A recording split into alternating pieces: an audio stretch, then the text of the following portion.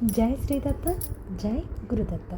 స్వామివారి గురించి తెలుసుకుందాము, వచ్చేయండి. మొగిల్చర్ల అవధూత శ్రీ దత్తాత్రేయ స్వామివారి చరిత్ర. దత్తాత్రేయుడు అవధూత 32వ రోజు మనందరం తెలుసుకుందాం. శ్రీ స్వామివారు ఉపన్యాసం ఆ సాయంత్రం వేళ అనర్గళంగా సాగిపోతున్నది. మొగిల్చర్ల గ్రామస్తులకు కూడా బాగా అర్థమయ్యే రీతిలో సరళంగా బోధించసాగారు. అన్నదానం గురించి వివరిస్తూ, అందుచేతనే ఇంటికి ఏ అతిథి వచ్చినా అన్నం పెట్టమంటారా? మన పెద్దలు ఇక చాలు, వద్దు అనగలిగేది, అనిపించగలిగేది ఒక్క అన్నం మాత్రమే. ధన కనక వస్తు వాహనాలు ఎన్ని ఇచ్చినా మనిషి తృప్తి పడడు. కానీ కడుపు నిండా అన్నం పెడితే ఇక చాలు, తినలేము, తృప్తిగా ఉంది అంటారు. అలా అతిథులకు పెడుతూ ఉంటే ఎప్పుడో ఒక మహాత్ముడు వస్తాడు. ఆ మహాత్ముని దీవెన ఆ వంశానికి తరతరాలు కాపాడుతుంది. ఇక దత్తాత్రేయుడి అవతారం, ఆ అవతారం అంటే నాకు ప్రత్యేకమైన భక్తి, గౌరవం.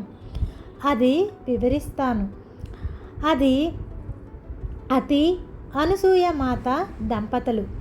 అనసూయ పేరులోనే అసూయ లేని శ్రీమూర్తి అని అర్థం ఉంది. ఆ మహాసతి త్రిమూర్తులను పసిబిడ్డలుగా మార్చి వాళ్ళ కోరిక మేరకు వారిని తమ ఒడిలో లాలించింది. తర్వాత త్రిమూర్తి రూపంతో వారినే ఒక బిడ్డగా తనకు దత్తాత్రేయునిగా రమ్మని కోరింది. ఆ అవతారమూర్తే దత్తాత్రేయుడు. అతి అనసూయ దంపతుల బిడ్డగా అవతరించిన దత్తాత్రేయ స్వామి వారికి గురువై వారిని తరింపచేశాడు. ఆయన అవతార లక్షణమే అవధూత లక్షణం, ప్రేమమూర్తి ఆయన. ద్వేషం ఎరగని తత్వం ఆయనది. శిష్ట రక్షణ ఆయన కర్తవ్యం. దృష్టులని సన్మార్గంలోకి మరలించటం, అందుకు అవసరమైన అపారమైన ప్రేమ, కరుణ కురిపించటము ఆయన తత్వము. 4 వేదాలు ఆయన పెంపుడు కుక్కలుగా మారిపోయాయి. ధర్మం గోమాతల్లాగా మారి ఆయన చెంత చేరింది. త్రిమూర్తి స్వరూపంతో ఉండి త్రిముఖాలతో చేత దండం కమండలంతో నిలిచిన మూర్తి దత్తాత్రేయుడు. విగ్రహారాధనకు అనువైన మూర్తి. మాలాంటి యోగులకు ఆ దత్తాత్రేయుడు అవధూత, సద్గురువు. భగవద్గీతలో చెప్పినట్లు శీతోష్ణ స్థితులకు చలించక రాగ ద్వేషాలకు అతీతమై సర్వ ప్రాణకోటిలో దైవాన్ని దర్శించే తత్వమే ఈ అవధూత తత్వం. అదే ఈ దత్తాత్రేయుడి తత్వం. ఆ దత్తుడు ఈ ప్రకృతిలోని 21 లక్షణాలను గురువులుగా భావించాడు. అందులో తుమ్మెద, శ్రీ, చేతిగాజులు ఇలా ఉన్నాయి. ఒక్కొక్క దానిలో ఒక్కొక్క సందేశాన్ని గ్రహించాడు. ఆ గురువుల గురించి మరలా వివరిస్తాను. నాకు ఆరాధ్య దైవం దత్తాత్రేయ స్వామి.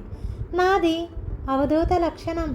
నేను దిగంబరంగా ఉండటం కూడా ఆ స్వామి తత్వంలో ఒక భాగమే.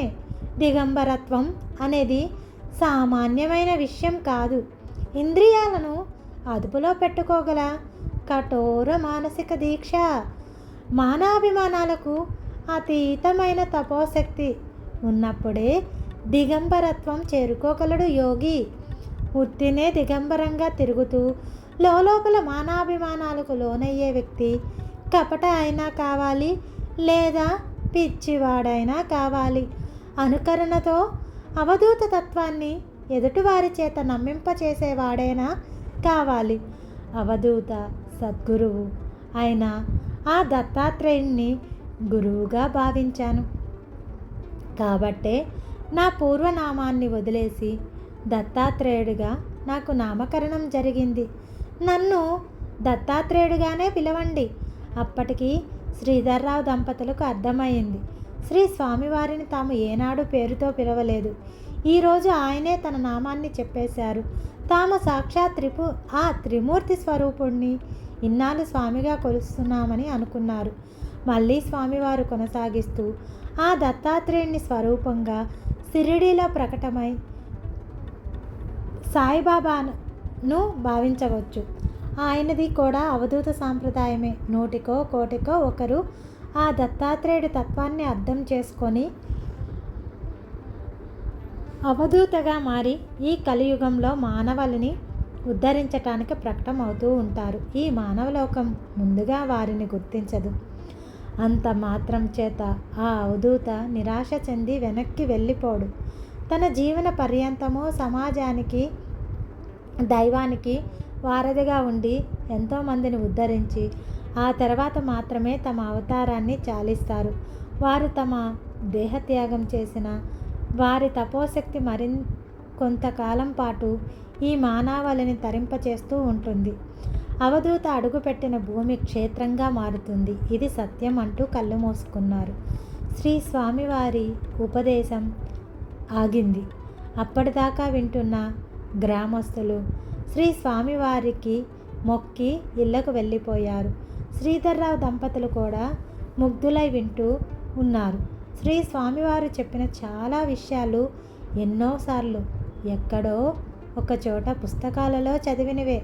కానీ ఇప్పుడు ఆయన చెబుతున్నప్పుడు తపస్సు, సాధన, ఆచరణ అన్న ముప్పేట గొలుసు మాత్రం మంత్రంలాగా వారి హృదయాలలో స్థిరంగా నిలిచిపోయింది.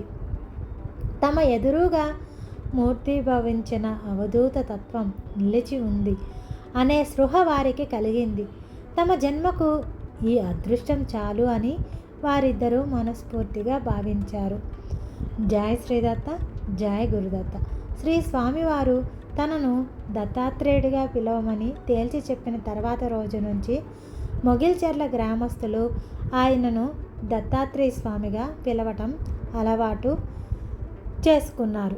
శ్రీధర్రావు దంపతులు కూడా శ్రీ స్వామివారి గురించి చెప్పేటప్పుడు దత్తాత్రేయ స్వామి అని చెప్పేవారు. అలా ఆ పేరు స్థిరపడిపోయింది. శ్రీ స్వామివారి దూరదృష్టి, ఆచారాల గురించిన అవగాహనను మనము రేపటి భాగంలో కలుసుకొని చెప్పుకుందాము. సర్వం శ్రీ దత్తాత్రేయ స్వామి కృపగా భావిద్దాము. పావని నాగేంద్ర ప్రసాద్ గారికి కృతజ్ఞతలతో ముగిస్తున్నాను. శ్రీ దత్తాత్రేయ స్వామి మందిరం, మొగిల్చెర్ల గ్రామం, లింగసముద్రం మండలం, నెల్లూరు జిల్లా. ప్రతి ఒక్కరూ స్వామివారి కృపకు పాత్రులు కాగలరని, స్వామివారి సేవలో మీ యొక్క బాధలను స్వామివారికి ఇచ్చి మీరు సంతోషంగా ఉండాలని కోరుకుంటూ స్వామివారి దేవాలయానికి వెళ్ళవలసిందిగా కోరుతున్నాను.